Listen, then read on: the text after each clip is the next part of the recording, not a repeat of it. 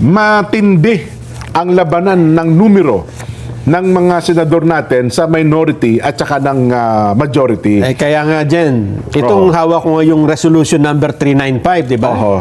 Bagamat 5 lang ang pumirma dito, pero mas maganda siguro kung marami-rami na naghihikayat kay Senador Bato na sumuko. Makikita mo rito na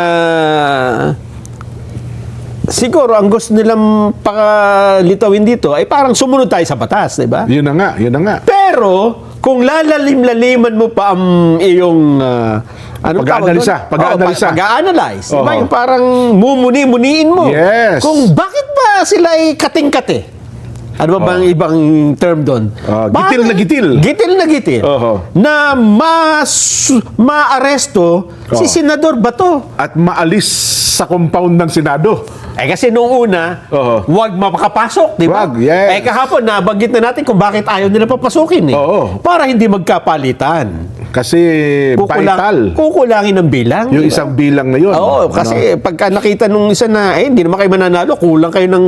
Totoo. Hindi lilipat sa'yo. Diba? Dumating si Bato. Nung nagkabutuhan. Dumating si Bato, nagkaroon ng kumpiyansa yung mga dating nasa majority. Yes. Lumimat sa minority kasi hindi naman sila nagbago. Majority pa rin. Majority pa rin. Yun.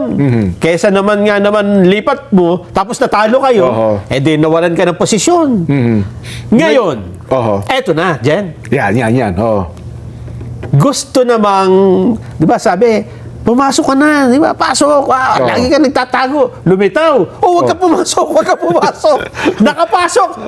Lumabas ka. Lumabas ka na. Bakit? Siguro kung sa isang ordinaryong mamamayan, maguguluhan ka, di ba? Totoo. Gustong pumasok, ayaw papasukin. Noong nakapasok, gustong palabasin. Kasi una, noong nakapasok, then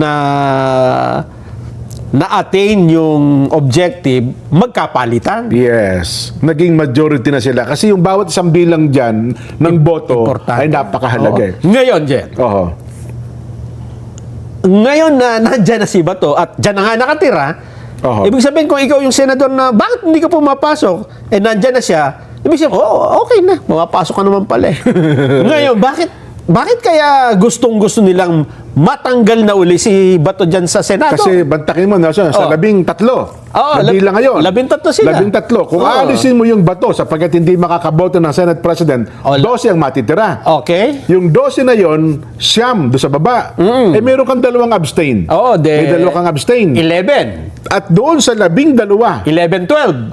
Doon sa 12 versus 11. So halimbawa, sabihin mo na yung 2 na yun ay sasama sa minority, no? Yung Mig Zubiri at saka JB, halimbawa lang, ano ha? So naging 11 so sila. naging 11, 12. Dito sa 12 na natitira, marami sa 12 majority.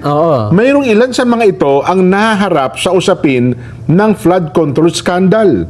Nakasama sa pinakakasuhan doon sa report ni Senador Ping Lacson. Sino? Joel Villanueva? Jinggoy Estrada at dating Senate President Chis Escudero. Kapag ka itong tatlong ito na pressure, alam mo na ang mangyayari. Lalo pa nga ngaraw ngayon, meron daw mga oligarko at mga negosyante na tinatarget na ito. Pag hindi kayo lumipat, meron kayong may mga hakbang na baka hindi nyo magustuhan sa mga susunod na araw. Ganun ba? Yun daw ang lumalabas ngayon. Mapakatindi naman yun. Ay, mabigat. Tapos yung magkapatid na bilyar. Nahaharap kayo ngayon sa issue. yung insider trading. Di ba? Ngayon, matindi din ang pressure kay Senadora Loren Ligarda.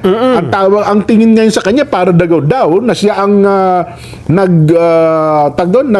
bumaliktad.